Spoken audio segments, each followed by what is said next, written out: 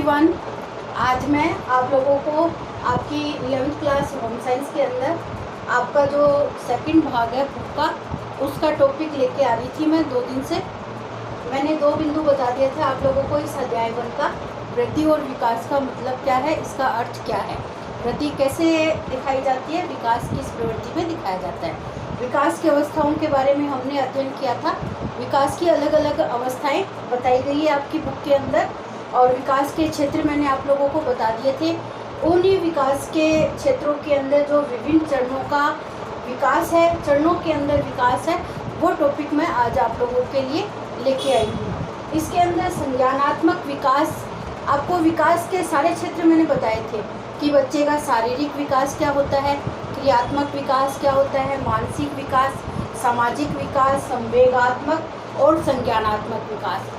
अब ये संज्ञानात्मक विकास के कुछ चरण बता रखे हैं आपकी बुक में, ये काफ़ी इम्पोर्टेंट है और ये हर कंपटीशन एग्ज़ाम में भी पूछा जाता है कि जन्म से 2 वर्ष तक की अवस्था को क्या कहा जाता है, तो इसे संवेगात्मक क्रियात्मक अवस्था कहा जाता है। ये एक पहला इसका चरण है, संवेदी क्रियात्मक अवस्था, जो कि बच्चे के जन्म से 2 वर्ष तक की अवस्था होती है।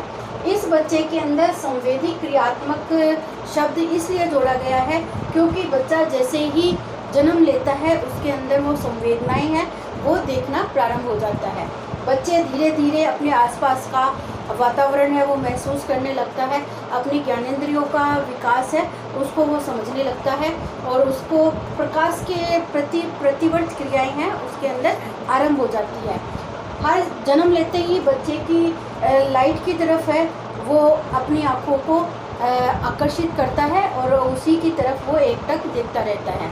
तो ये उसकी संवेगात्मक प्रतिक्रियाओं का पहला चरण देखा जाता है, प्रतिवर्त क्रियाओं के माध्यम से उन्हीं को वो दर्शाता है। धीरे धीरे वो अपनी माँ की हर चीज़ को महसूस करता है, अपने आसपास का वातावरण, अपने जो उसके साथ लगाव रखता है, उन सारी प्रतिक्रियाओं को वो महसूस करने लगता है।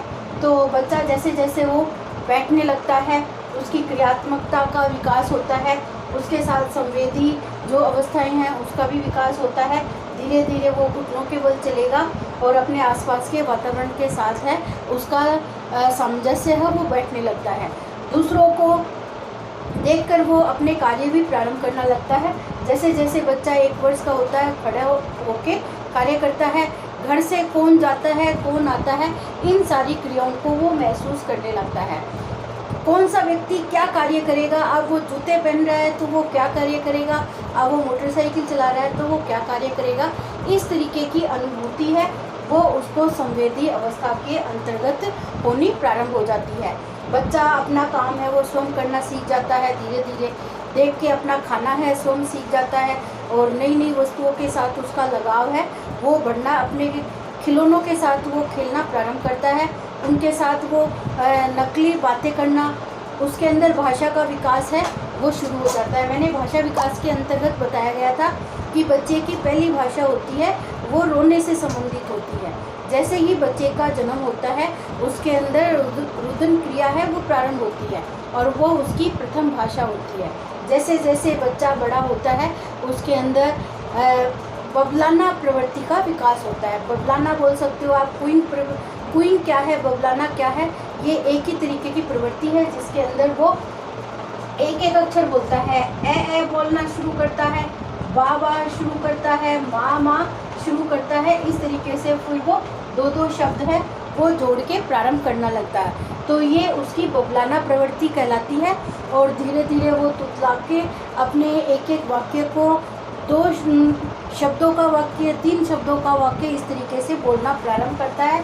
जैसे जैसे अवस्था इसकी 2 वर्ष पूरी होती है बालक की, वो अपनी बातों को बोलना, देखना, अपने काम स्वयं करना सीख जाता है। दूसरा इसका आता है पूर्व प्रचलनात्मक अवस्था, पूर्व संवेदी अवस्था भी कह सकते हैं इसको, जो कि 2 से 7 वर्ष तक होती है। ये पूछा जाता है कि पूर्व प्रचलनात्मक अवधि क्या होती है, 2 से 7 वर्ष तक की होती है।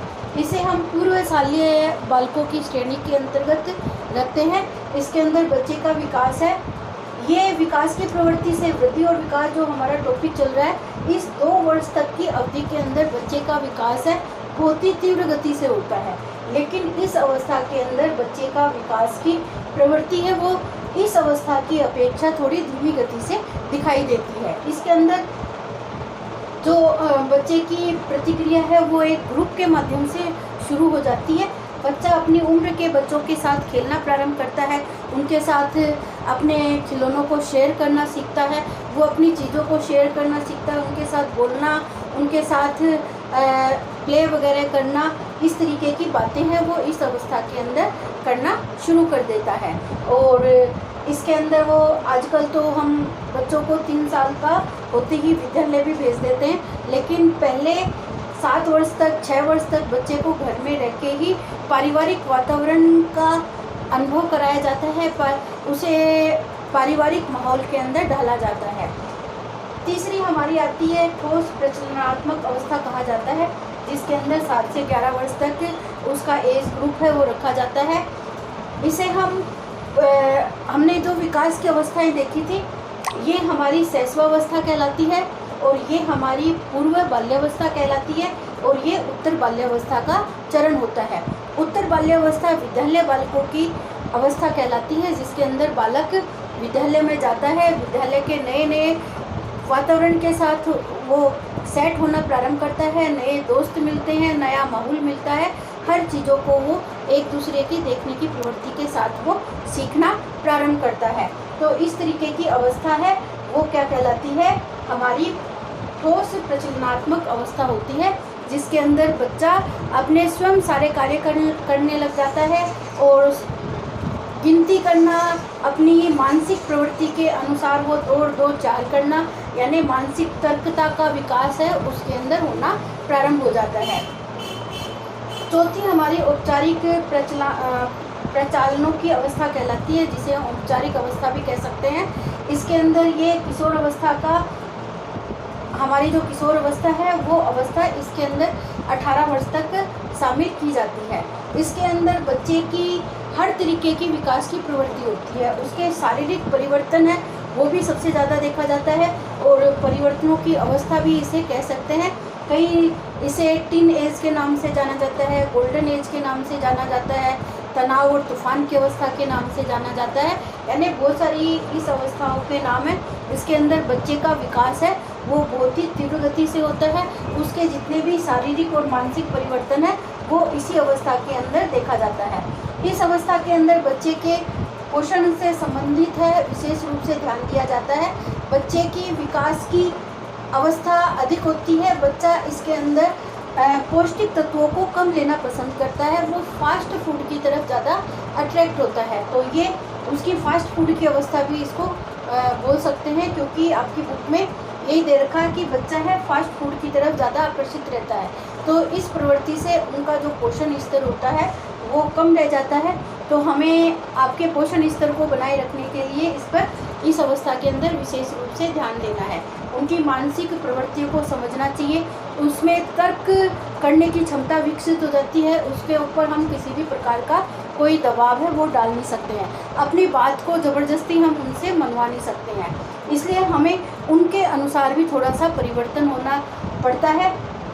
फैशन का सबसे ज़्यादा अधिक प्रभाव देखा जाता है तो वो इसी किशोर अवस्था के अंदर देखा जाता है, और वो अपने शरीर के प्रति भी बहुत कॉन्शियस होते हैं, और वो अपने आप को मोटा दिखना दूसरों के लिए पसंद नहीं करते हैं, वो अपने आप को मेंटेन, खासकर लड़कियां होती है वो अपने आप को इस अवस्था में मेंटेन रखना चाहती है, इसलिए वो पोषक तत्वों का कम से कम भोजन है वो अपने शामिल करती है ताकि वो मोटा ना दिखे। तो इस तरीके से हमें इस अवस्था के अंदर बच्चों पर विशेष रूप से ध्यान देना होता है। तो आप लोगों को ये चारों अवस्थाएं हैं, इनको ठीक तरीके से ध्यान रखना है कि जन्म से 2 वर्ष तक की अवस्था को हम क्या कहेंगे, 2 से 7 वर्ष तक की अवस्था को हम किस नाम से जानेंगे, और 7 से 11 वर्ष की अवस्था को हम किस नाम से जानेंगे, और 11 से 18 वर्ष की अवस्था को हम किस नाम से जानेंगे। तो इस तरीके से आप लोगों ने अभी बुक नहीं खरीदी है तो ये बुक खरीदना और इस टॉपिक को ध्यान से पढ़ना। अगर फिर भी नहीं समझ में आता है तो मैं आप लोगों को ये अच्छे तरीके से डिस्कस करवाऊंगी और आप लोग इस पर विशेष रूप से ध्यान देना। और ये पॉइंट है, आप अपनी कॉपी में नोट कर लेना ताकि आपको आपके नोट्स है वो अच्छे प्रॉपर तरीके से तैयार हो जाए। आपको जितनी मैंने अवस्थाएं बताई है वो सारी अवस्थाएं आप अपनी कॉपी में लिख लेना, क्योंकि इन्हीं अवस्थाओं से आपके जो सारे चैप्टर हैं वो जुड़े हुए हैं। जब तक आपकी अवस्थाएं क्लियर नहीं होगी तब तक आपके टॉपिक है ये क्लियर नहीं होंगे कि कौन से ग्रुप के अंदर क्या किस बात के ऊपर हमें विशेष ध्यान देना है, किस में विकास होता है, किस में वृद्धि होती है और कैसा उनका पोषण स्तर होता है। यही हम पूरी बुक आपकी है वो इसी टॉपिक से जुड़ी हुई है। तो ऑल द बेस्ट बच्चों, आप इसको ध्यान से देखना और इस चैनल को सब्सक्राइब कर लेना ताकि वीडियो है वो आपके पास तुरंत पहुंच सके।